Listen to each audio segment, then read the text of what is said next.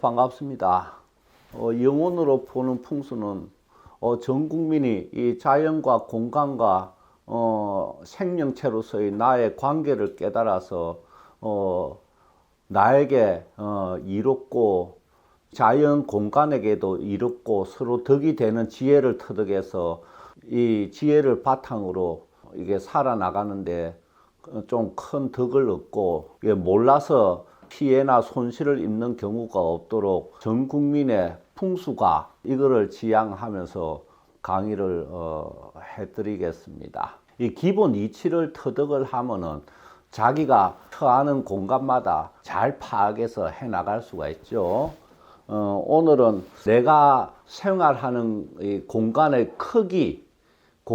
크기와 이게 생명체로서의 나의 관계에 대해서 살펴보겠습니다. 자, 이런 공간이 있어. 이게 집 공간도 좋고 방 공간도 좋고 요렇게 나가 있단 말입니다. 이게 집이라는 것은 이 나만의 기공간을 형성하는 건축이라고 그랬죠. 그 자리라.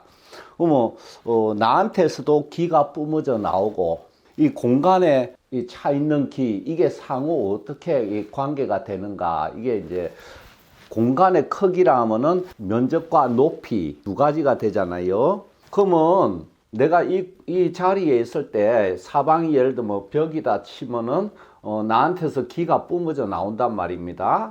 사방으로. 그러면은 이 기가 이 벽을 부딪혀서 나한테로 다시 이게 돌아와요. 또 벽에 흡수가 되기도 하고 반사돼서 이렇게 돌아오기도 하고, 그러면 이 돌아오는 기는 다시 내 몸에 들어와요. 그러면은 이 공간이 좁으면은 내가 뿜어내는 기가 공간에 부딪혀서 다시 돌아오면은 내 주위로 나를 압박하는 힘이 생기는 거예요. 좁으면은 보세요.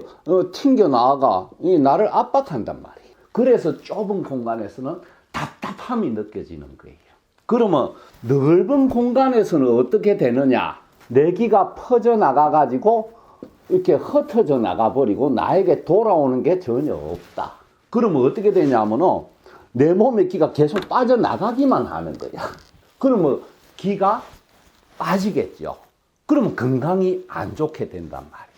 그래서 너무 좁으면은 내가 뿜어내는 기로 나 자신이 압박이 되고, 너무 넓으면은 내 기가 쑥 빠져나가 흩어져 버리 가지고 너무 넓거나 너무 좁으면 안 된다.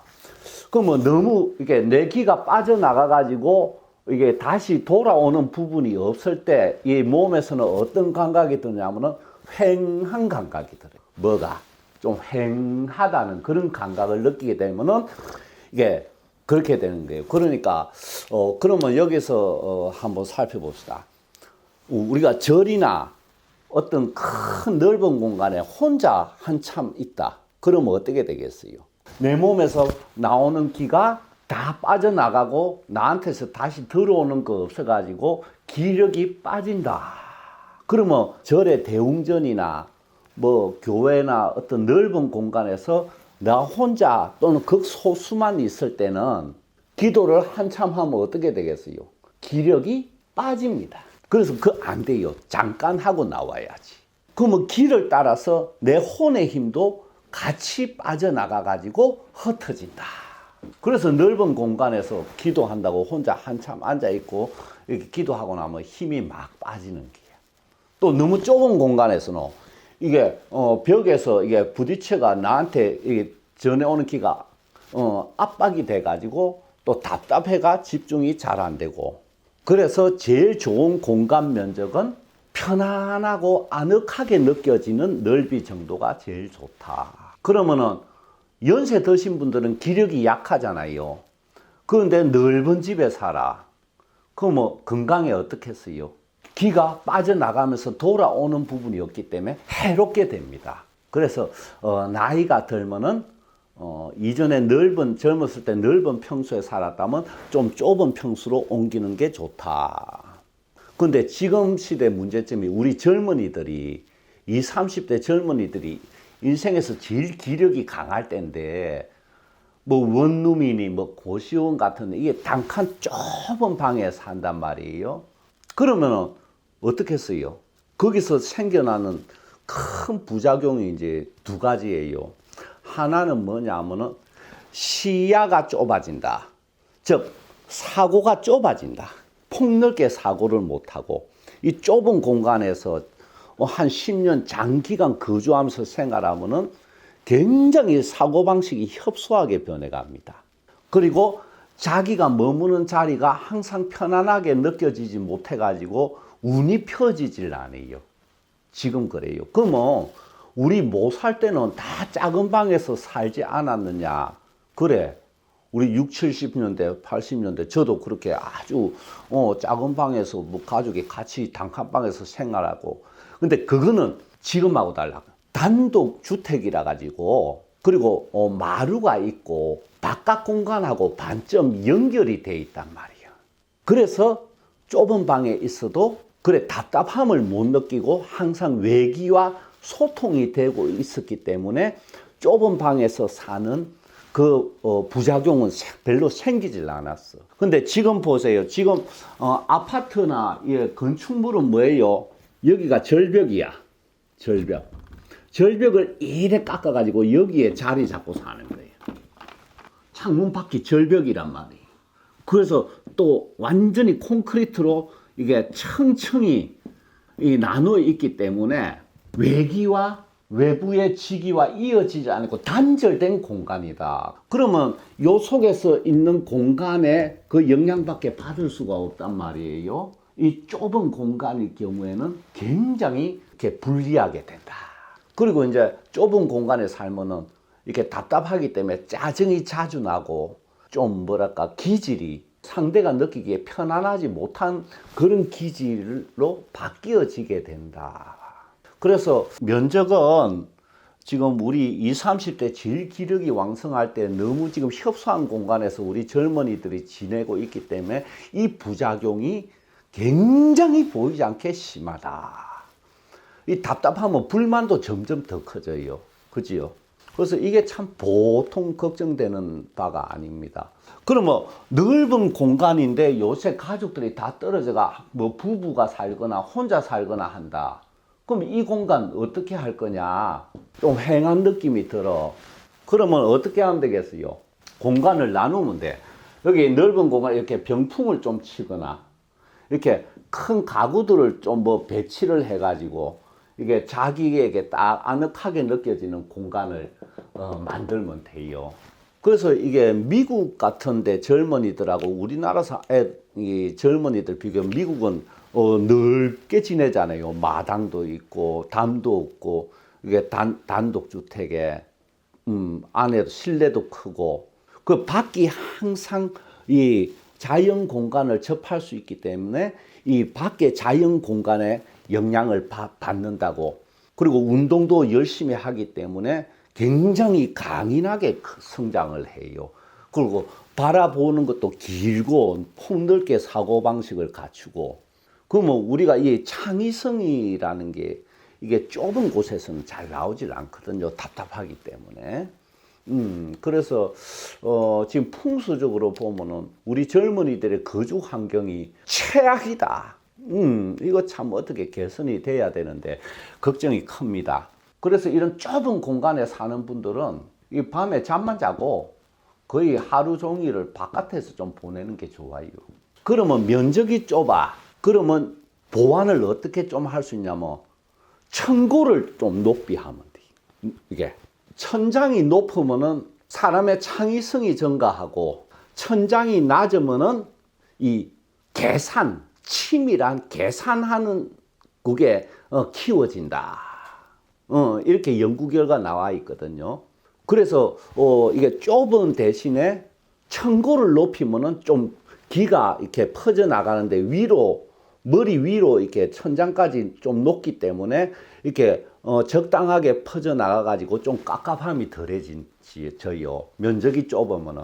그래서 지금 원룸이나 이렇게 좁게 지어지는 데는 최소한 그 천장 높이를 3m 정도는 만들어 줘야 됩니다. 그럼 뭐 답답함이 훨 덜해가 이 부작용을 많이 완화시킬 수가 있어요. 근데 천고도 낮죠. 청고건은 어느 정도 높이가 적당하냐 하면은 머리에서 한 1m 정도는 높아야 돼요. 근데 지금 그렇게 안 되는 아파트가 많죠. 물론 어린아이는 키가 작기 때문에 관계없지만 성인에게는 지금 풍수적으로 기 차원에서 보면은 청고가 낮다. 자, 그러면 청고가 높으면은 이 왜 창의성이 증가하느냐? 연구 결과는 그래 나와 있는데 그거는 왜 그러냐면 자기 영혼 때문입니다. 뭐냐면은 청고가 높으면 자기 혼이 좀 위로 좀 붕 뜰 수가 있어요. 몸을 좀 벗어나서. 그러니까 혼이 확장이 높이 된다고. 그러면 이 혼이 확장이 좀 크게 될 수 있기 때문에 이 보이지 않는 우주 공간에 많은 정보를 받아들일 수가 있고 메타인지가 활성화가 돼요.